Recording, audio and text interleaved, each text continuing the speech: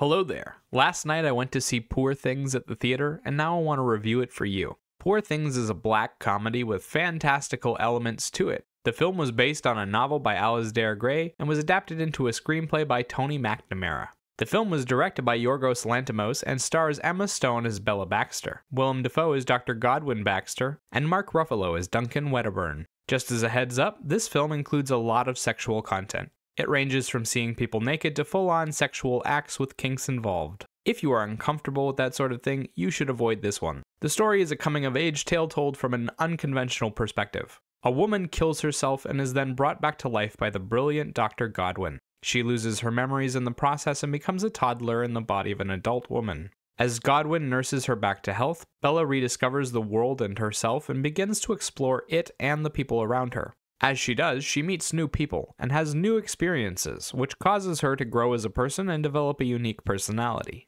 The film can be summed up as a strange character study that follows a young woman from the mental age of a toddler to about 30. The cast is filled with eccentric characters that teach Bella about the world and try to control her place in it. She meets several male suitors, is adopted by a reclusive doctor, and ends up working for a manipulative pimp. For the main characters, you have Bella Baxter, Godwin Baxter, Duncan Wedderburn, and Max McCandles. Bella Baxter is the protagonist of the story and goes through a massive amount of character growth in a short time. She is quite literally a toddler when we first meet her and slowly develops into an intelligent and domineering young woman. Godwin Baxter is a brilliant surgeon, but also an extremely disfigured man. The subject of his father's experiments, he managed to survive and learn about the scientific method before becoming a renowned surgeon. In his spare time, he likes to create hybrid animals and attempt to reanimate corpses. Max McCandles is Godwin's assistant who slowly falls in love with Bella. As the first of her suitors, he finds her at her most vulnerable, but shows complete self-restraint and dedication to scientific discovery. Duncan Wedderburn is the second of Bella's suitors and the first to teach her about the outside world.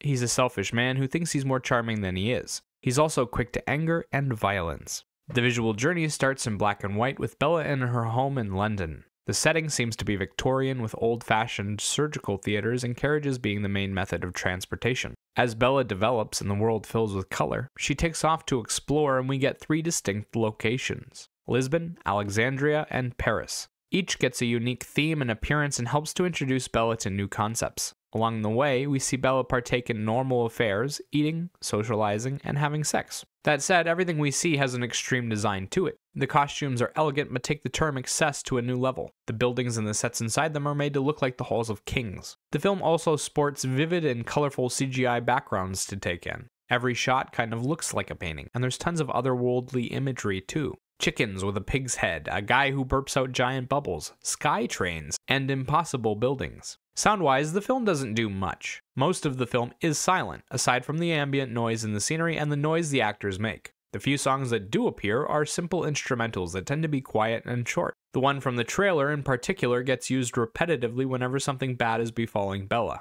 The songs use wind and string instruments to create a mysterious and exciting atmosphere. Okay, so how was it? The writing is both fascinating and strange at the same time. Bella's journey is interesting and she is a great character, and surrounded by great characters. Her journey introduces her to a lot of concepts, and it's fun to see her innocently interact with things and grow from them. That said, there's an extreme focus on sex in her life and exploring everything through that lens. It feels a little excessive at certain points and like they could have shaved off 5 to 10 sex scenes and not changed the meaning of the film at all. That said, the film is full of great humor, amazing conversations, and an interesting philosophy about the world. The story takes place in a fantastical universe but does a great job of explaining itself and sticking to its own rules. The dialogue is highly entertaining and the emotional journeys are relatable. The cast does an amazing job of their roles and we get some fantastic performances out of the leads and the supporting cast. Most of them are playing eccentric stereotypes, but each of them manages to introduce a layer of nuance that makes them highly entertaining. There's lots of great joke timing and heartfelt monologue deliveries. For standout performances, you have Emma Stone, Mark Ruffalo, and Willem Dafoe. Emma Stone is called to play a child in an adult's body and grows into a confident woman. Her ability to play out the transition was amazing, and she managed to be incredibly charismatic while being obnoxious. Stone is also called to play out some extreme emotions and does it in a highly dramatic and believable way. Mark Ruffalo plays a swine in this film, and he is hilarious while he does it. He's great at being just a little bit charming while also making you want to punch him in the face constantly. I couldn't stop laughing at how stupidly confident his character was. Ruffalo also did a great job of his emotional journey. He became more unhinged as the film progressed. Willem Dafoe doesn't get as much time as the others, but he's asked to do a complex and emotionally heavy role while wearing thick prosthetics. Not only does he nail the emotional aspects, but he also wears that creepy exterior in a way that seems natural, like he's lived his whole life that way. Visually, the film is beautiful with a lot of vibrant settings, complex shots and angles, and colorful backgrounds. The locations that they visit are stunning to look at, and the steampunk aesthetic makes for captivating scenery.